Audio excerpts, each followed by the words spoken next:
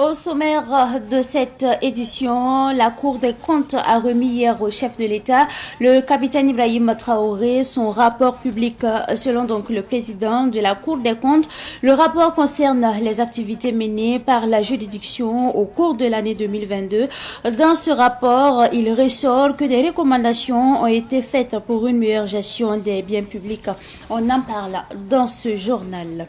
Et puis, le comité d'organisation du CIAO a dressé un bilan de l'événement lors d'une conférence de presse. Il ressort que cette 17e édition a connu une affluence exceptionnelle de la population burkinabé. Le comité d'organisation note un bilan positif à suivre également dans ce journal. Mesdames et messieurs, bonsoir et bienvenue à ce rendez-vous consacré à l'actualité sur Savan TV. Le Conseil des ministres s'est tenu ce matin sous la présidence du chef de l'État, le capitaine Ibrahim Traoré. Plusieurs décisions ont été prises. Un projet de loi portant modification de la loi du 1er août 1997 portant description et signification des armoiries du Burkina Faso était au centre de la rencontre hebdomadaire du Conseil des ministres. Retour justement sur ces décisions du Conseil des ministres avec Salif Sanouidi. Le Conseil a adopté un projet de loi portant modification de la loi du 1er août 1997 portant description et signification des armoiries du Burkina au titre du ministère en charge de la justice. Pour le ministre en charge de la justice, Idasso Rodrigue Bayala, ce projet de loi fait suite à la révision de la loi constitutionnelle. Elle consacre le changement de la devise qui est désormais « La patrie ou la mort, nous vaincrons » et il s'ensuit que la loi sur les armoiries doit en tenir compte. Ce projet de loi fait suite à la révision constitutionnelle qui est intervenue le 29 octobre 2024 et qui a apporté changement de devise de notre pays, qui est dorénavant la patrie ou la mort, nous vaincrons. La définition et la description des armoiries du Burkina Faso comporte la devise. Ces armoiries sont définies dans une loi. Donc la subséquence de l'entrée en vigueur de la loi constitutionnelle qui a changé la devise imposait la modification de la loi du 1er août 1997. Le Conseil a délibéré et adopté un projet de loi qui porte modification de l'article 1er de cette loi de 1997 qui définit les armoiries et a autorisé sa transmission à l'Assemblée législative de transition. Pour le compte du ministère en charge de l'énergie, 2 décrets ont été adoptés en application du nouveau code minier en vue d'enrichir l'ordonnancement juridique dans la gestion du secteur minier. Le premier projet de décret portant fixation des taxes et redevances minières a apporté un certain nombre d'innovations. Il a été procédé à la revue générale des taxes et redevances minières. Il a également été revu à la hausse certaines rubriques des taxes et redevances minières et le Conseil a décidé également du déplafonnement des redevances perçues sur la production de l'or destiné à l'exportation. En ce qui concerne le second décret portant conditions et modalités de gestion des actifs de l'État, ce texte vient combler un vide juridique et va permettre une meilleure gestion des actifs miniers de l'État, procéder également à la revue à hausse en termes de contribution au budget de l'État et va contribuer à terme à un meilleur assainissement du cadastre minier. Ce décret va permettre une meilleure gestion des actifs miniers de l'État et un assainissement du cadastre minier. En remettant le rapport public 2023 de la Cour des comptes hier au chef de l'État, le capitaine Ibrahim Traoré, le premier président de la Cour des comptes, Latin Pouda, a précisé que les contrôles ont porté sur le fonds minier de développement local, les cantines scolaires, les projets et programmes d'aménagement et de valorisation de la Léraba et d'approvisionnement en eau et assainissement. Écoutons donc un extrait de Latin Pouda. Nous avons fait des audits au niveau des collectivités territoriales, particulièrement sur le fonds minier de développement local, où nous avons détecté des déficiences dans la gestion du fonds minier de développement local et dans la gestion des cantines scolaires. Voilà, nous avons fait des recommandations pour voir dans quelle mesure cela pouvait être amélioré. Vous verrez dans les rapports publics, vous verrez des images qui ont été prises pour montrer comment les cantines scolaires sont gérées au niveau de nos communes. Enfin, nous avons les projets et programmes où nous avons présenté l'audit de 2022 du programme d'aménagement et de valorisation de la Léraba Paval et du PAEA, programme d'approvisionnement en eau et assainissement, qui est un programme financé sur fonds de la Banque mondiale. Des recommandations ont été faites dans les rapports relativement à chaque audit ou contrôle. Puisque quand on fait un audit ou un contrôle, on fait les constats, c'est-à-dire que par rapport à une situation donnée, par rapport à la législation, est-ce que tel que ça se passe, c'est conforme à la loi? Si ce n'est pas conforme à la loi, on dit la Cour recommande soit à l'entité contrôlée ou bien au gouvernement d'avoir à prendre telle et telle mesure pour que les choses puissent fonctionner comme la loi les prévoit. Le ministre en charge de l'urbanisme a procédé hier à la remise de 7 nouveaux agréments à 7 promoteurs immobiliers. Ces promoteurs immobiliers peuvent exercer librement l'activité de promotion immobilière au Burkina Faso. La remise de ces agréments a eu lieu au sein du ministère en charge de l'urbanisme en présence de notre reporter. Il s'agit là de Yacouba Kiamtori. 7 promoteurs immobiliers sont désormais libres d'exercer l'activité de promotion immobilière au Burkina Faso. Il s'agit de la société immobilière internationale Wenpanga, de l'Afrique Génie Bâtiment AGB, de Alice Immobilier Azimo, de Moon SARL, de ETS Bougouma Boukaré et Frères, de la Compagnie Générale des Entreprises Immobilières CGE et de la maîtrise de l'immobilier et de la construction MIC. Ces promoteurs immobiliers reçoivent leur agrément des mains du ministre en charge des infrastructures et celui en charge de l'urbanisme et de l'habitat. Ils expriment leur satisfaction et s'engagent à accompagner le gouvernement dans la promotion de l'activité immobilière au Burkina Faso. Ces nouveaux agréments vont nous permettre d'exercer en toute légalité. Et à travers ces agréments, c'est également pour nous l'occasion de renouer avec la confiance du peuple burkinabé. Je saisis cette opportunité pour lancer un appel à l'ensemble des promoteurs de venir nous rejoindre en déposant une demande d'agrément parce que c'est une nouvelle histoire que nous voulons écrire avec le ministère de l'Habitat. Pour l'obtention des agréments, il y a des critères à remplir comme le souligne Franck Kabouré, agent au ministère en charge de l'urbanisme et de l'habitat.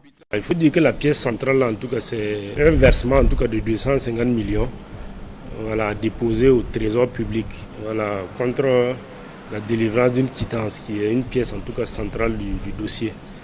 En plus de ça, il y a également un personnel minimum qui est demandé au niveau de la structure de promotion immobilière, notamment un cadre de niveau minimum Bac plus 3 dans le domaine de l'urbanisme et de la construction, une secrétaire de niveau BEP minimum, un comptable également de niveau BEP minimum. Mais également, il est exigé qu'en tout cas le premier responsable de la structure ait au moins le niveau minimum de Bac plus 4. Également une quittance à payer, une quittance de frais d'instruction du dossier à payer qui coûte 1 million. Cette nouvelle loi sur la promotion de l'activité immobilière au Burkina Faso a été adoptée en juin 2023 en Conseil des ministres. Elle vise à réglementer l'activité foncière et immobilière au pays des hommes intègres. Cette remise symbolique d'agrément de promotion immobilière ce matin marque donc l'aboutissement d'un travail de dur labeur déjà effectué, mais surtout le début d'un autre vaste chantier entrepris par l'État burkinabé, celui de mettre à la disposition des populations des logements décents. Et nous savons désormais que nous pouvons compter sur vous, chers promoteurs agréés, pour l'atteinte de ce noble objectif. Cette licence administrative, vous le savez, est un élément non cessible de votre fonds de commerce. L'agrément demeure un document que vous ne pouvez céder isolement à votre guise et je vous invite donc à observer et à faire usage de celui-ci avec la plus grande bienveillance et soin possible. Le ministre en charge de l'urbanisme et de l'habitat appelle les autres promoteurs immobiliers à se conformer à la loi en vigueur pour exercer l'activité immobilière au Burkina Faso. Eh bien, gestion foncière au Burkina Faso, 3 jours pour réfléchir et partager des expériences avec des acteurs du domaine sur la gestion de la terre au Burkina Faso. Ce sont les journées nationales d'action sur le foncier, en abrégé JNAF. La cérémonie d'ouverture a eu lieu hier à Ouagadougou en présence de notre reporter Daouda Yamougo. Accès difficile des jeunes et des femmes aux terres, le déplacement massif des populations, les territoires ruraux abandonnés, la méconnaissance des textes, le changement climatique sont entre autres difficultés que rencontre le foncier au Burkina Faso. C'est pourquoi les membres de la plateforme multi-acteurs sur le foncier ont mis en place ces journées nationales d'action sur le foncier, deuxième du genre, pour réfléchir afin de trouver des solutions pour minimiser les conflits fonciers. Et ça va aussi être l'occasion pour que les uns et les autres puissent échanger et puis proposer, sinon aussi avancer les idées qu'ils ont par rapport aux solutions envisageables, par rapport à un certain nombre de problèmes qui sont posés de manière récurrente sur les questions foncières. Au-delà, j'allais dire, de ces grandes présentations, on va avoir également des thématiques spécifiques pour qu'il y ait justement, comme on a parlé des questions de crise sécuritaire, on a voulu parler également des questions, j'allais dire, de prise en compte de la femme dans les questions foncières. Il y a également des thématiques que nous allons pouvoir développer, par exemple, sur les déplacés internes. Ces journées sont également des espaces de partage d'expériences sur la résolution des crises foncières. Dans la commune de Boudry, plus précisément à Boudry, pour voir des exemples précis de comment on fait un enregistrement systématique.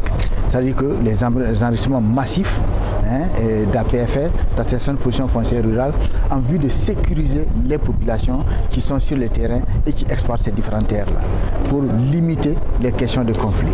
Il y a aussi des échanges à Yaïka, un groupe qui se rendra dans le village de Yaïka pour échanger avec le chef coutumier et l'ensemble de sa cour et les acteurs pour comprendre comment est-ce qu'ils sont arrivés justement à garantir le droit d'accès des femmes au foncier. Ces journées qui se tiennent sous le thème « La politique nationale de sécurisation foncière en milieu rural dans un contexte de crise sécuritaire et de changement climatique » et pour le représentant du ministre en charge de l'agriculture qui a présidé la cérémonie d'ouverture de ces journées, le thème est interpellateur. Des tensions naissent autour de l'accès aux ressources et la pression sur les terres fertiles augmente. À cela s'ajoute l'impact croissant du changement climatique qui perturbe les cycles agricoles, fragilise les droits fonciers, dégrade nos sols et réduit la disponibilité aux ressources en eau. Ces défis ne sont pas abstraits. Ils touchent directement nos agriculteurs, nos éleveurs, nos pêcheurs et nos communautés rurales. Les journées nationales d'action sur le foncier JNAT se tiennent du 26 au 28 novembre 2024 à Ouagadougou. C'est la deuxième fois que la plateforme multi-acteurs sur le foncier organise ces journées. Cette fois-ci, nous parlons élection au Conseil national de l'économie informelle. Des commerçants s'offusquent de la tenue de mai 28 novembre 2024 des élections au Conseil national de l'économie informelle. Pour ces commerçants, c'est un passage en force du président sortant, Salif Ninchema, pour se faire réélire. Il demande donc au ministère en charge de la jeunesse et de l'emploi d'organiser des élections afin d'éviter des troubles. On fait le point avec notre reporter Fatih Sankara. Mécontent des 5 ans de gestion du président sortant du Conseil national de l'économie informelle, ces commerçants sont contre la tenue des élections de renouvellement des instances le 28 novembre. Pour eux, la tenue des élections en l'État ne respecte pas les statuts de la fêtière de l'économie informelle et sont exclusives. Nous entendons le bruit qui circule que le Conseil national de l'économie informelle veut organiser les élections lui-même et tout faire pour que le président actuel soit réélu. Chose qui n'est pas un acte démocratique. Après son mandat de 5 ans, nous sommes étonnés d'apprendre que des élections sont prévues ce jeudi 28 novembre 2024 dans le plus grand secret et sans respecter les textes même de la fêtière, sans une large consultation de ces organes et de ces organisations professionnels de l'économie informelle. Nous ne savons pas où se tenir le congrès de renouvellement du bureau exécutif national du Conseil national de l'économie informelle. Qui sont les votants? Quelles sont les dispositions prises pour permettre à des potentiels candidats de pouvoir prendre part au vote? Nous pensons que cette démarche constitue des manœuvres de l'actuel président Salif Ninchema pour se faire réélire clandestinement. Sinon, pourquoi tant de secrets autour du Congrès qui doit renouveler le bureau du Conseil national de l'économie informelle? À notre avis, le président Salif Ninchema sait que son bilan est négatif et qu'il n'a aucune chance de se faire réélire. Pour une transparence et une inclusion de l'ensemble des acteurs, ces commerçants demandent à leur ministère de tutelle d'organiser les élections. Au regard des irrégularités constatées dans le processus, nous demandons au ministère des Sports, de la Jeunesse et de l'Emploi de prendre ses responsabilités afin d'organiser des élections libres, transparentes et inclusives, capables de représenter tous les travailleurs de l'économie informelle du Burkina Faso sans distinction et d'assurer le développement économique et social durable dans notre pays. Le mandat du président sortant, Salif Ninchema, prend fin le 7 décembre. Après Dédougou, la caravane de presse initiée par le projet d'urgence de développement territorial et de résilience en abrégé PUDTR s'est poursuivie à Fara, Poura, Sibi et Boromo dans la province des Balais. Dans ces communes, l'équipe du PUDTR et les femmes et hommes de médias ont visité justement des infrastructures scolaires, sanitaires, routières et d'assainissement réalisées par ce projet. La caravane de presse a débuté le 19 novembre dernier, prend fin le 22 novembre prochain à Boromo, a pris fin le 22 novembre prochain à Boromo. On fait le point avec notre reporter, il s'agit là de Yacouba Kiamtouré. Catherine Daourou, ménagère à Dakar, un village de Fara situé à 52 km de Boromo dans la province des Balais, fait désormais sa lessive près de sa cour. Auparavant, elle faisait plus d'1 kilomètre pour se procurer de l'eau. La localité a bénéficié d'un château d'eau de 15 mètres cubes alimenté par un système solaire grâce au projet d'urgence de développement territorial et de résilience PUDTR. La jeune Catherine Daourou se réjouit de la réalisation du château d'eau. Avant, on allait presque à 1 kilomètre pour gagner de l'eau. On enlevait dans les puits, dans les marigots. On souffrait beaucoup d'eau, on souffrait pour gagner de l'eau. Maintenant, on ne part plus loin, on est à côté de l'eau, on fait tout ce qu'on veut avec l'eau. Le PUDTR a réalisé dans la commune de Fara plus de 64 km de pistes rurales reliant Nabou à Nasma. Dans le domaine éducatif, le projet a construit 3 salles de classe, un magasin, un bureau et des latrines à l'école primaire du secteur 4 de Fara. Dans le même registre, le PUDTR a également normalisé l'école primaire publique de Dar Salam dans la commune de Poura. La directrice de l'école primaire publique de Dar Salam, Andrea Gaël, a remercié le PUDTR pour la normalisation de l'école. Nous avons eu 3 salles de classe, un hall et un bureau, un magasin et des latrines. Ici, on avait 3 classes avant. Et avec ces 6 classes maintenant, on va normaliser d'ici là et ils vont évoluer correctement. Le projet a accompagné plusieurs associations dans la commune de Fara et de Poura, dont la coopérative Yafama de Fara. Cette association est spécialisée dans la transformation du riz local. Le président de la délégation spéciale de la commune de Fara, Aloïs Wango, se dit satisfait des réalisations du PUDTR. Nous avons eu jusqu'à 20 écoles normalisées et que nous avons en cours de réalisation 6 complexes scolaires et de formation sanitaire en construction. Et nous avons bénéficié de plus de 65 km de route et que effectivement PUDTR nous a accompagnés. Et également nous avons bénéficié de lampadaires de plus de 5 km jusqu'à 20 écoles normalisées. Et ça a répondu effectivement à nos besoins parce que ça a absorbé les classes pléthoriques où on pouvait avoir plus de 70 élèves par classe. Et ça nous a aidé effectivement à avoir un cadre de travail qui permet aux enseignants et aux élèves d'avoir quand même un apprentissage de qualité. La caravane de presse du PUDTR s'est arrêtée dans les communes de Sibi et de Boromo. Dans ces localités, le projet a normalisé plusieurs écoles, dont le lycée départemental de Sibi, situé à 12 km de Boromo. Nous disons merci à PUDTR qui vraiment nous a accompagnés avec ces nouveaux bâtiments de 4 classes.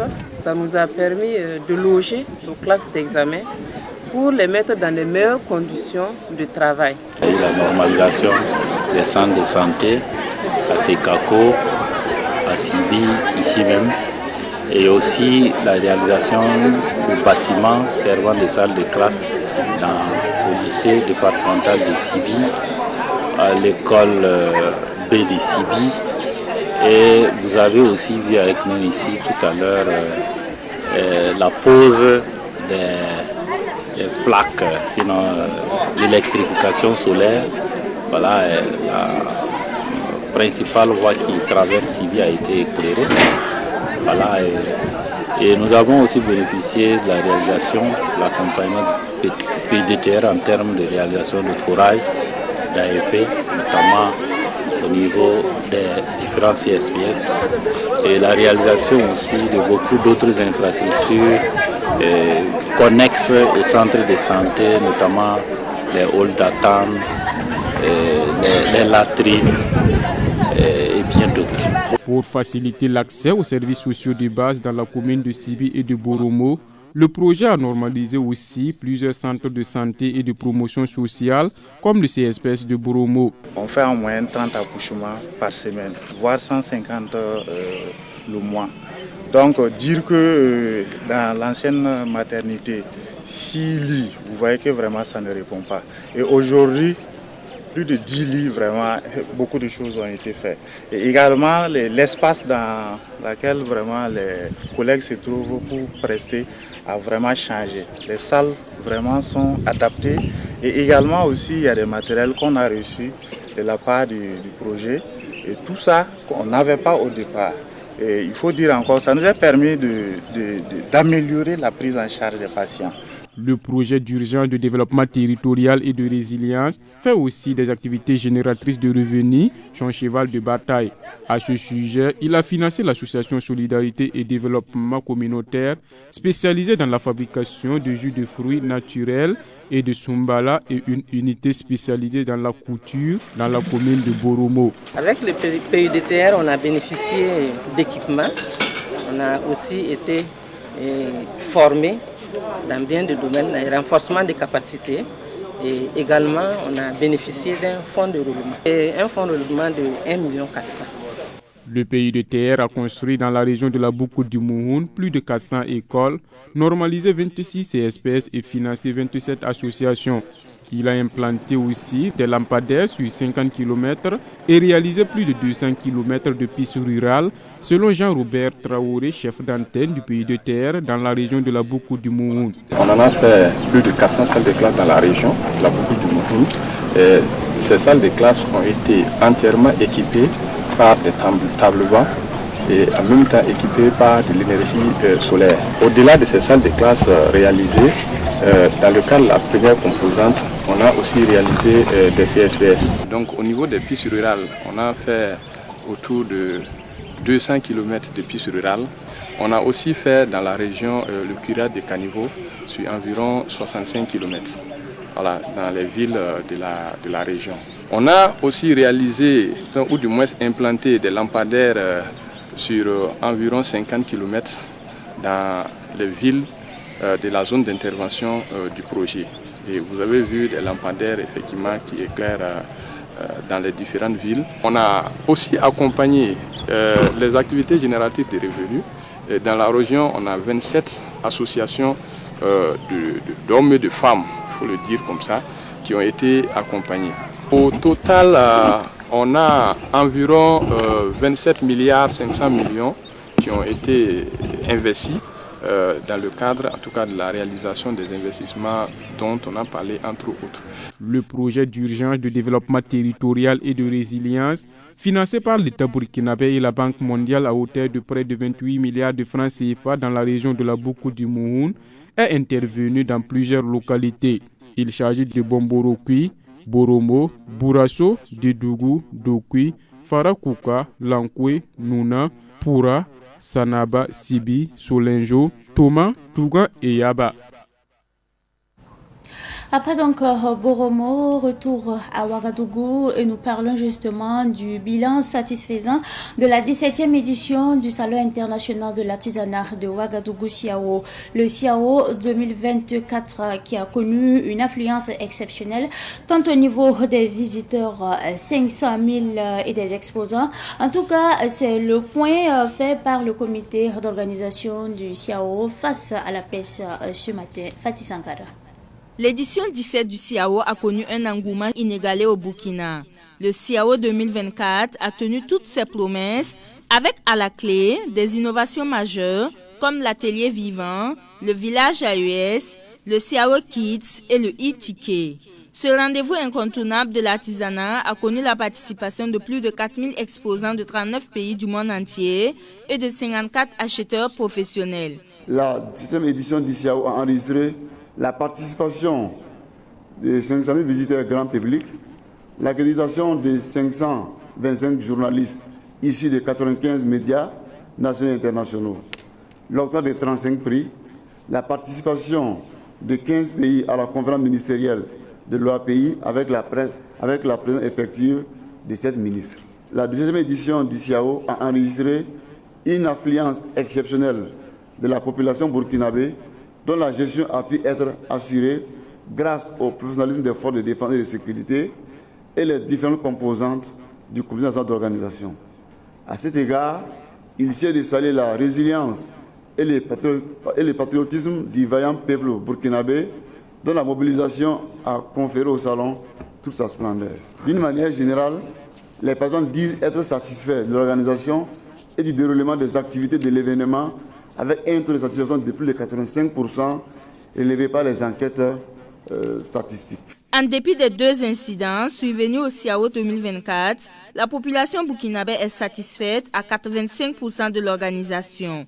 Mais un travail rigoureux est annoncé par le secrétaire général du ministère en charge de l'artisanat pour corriger et éviter certaines imperfections.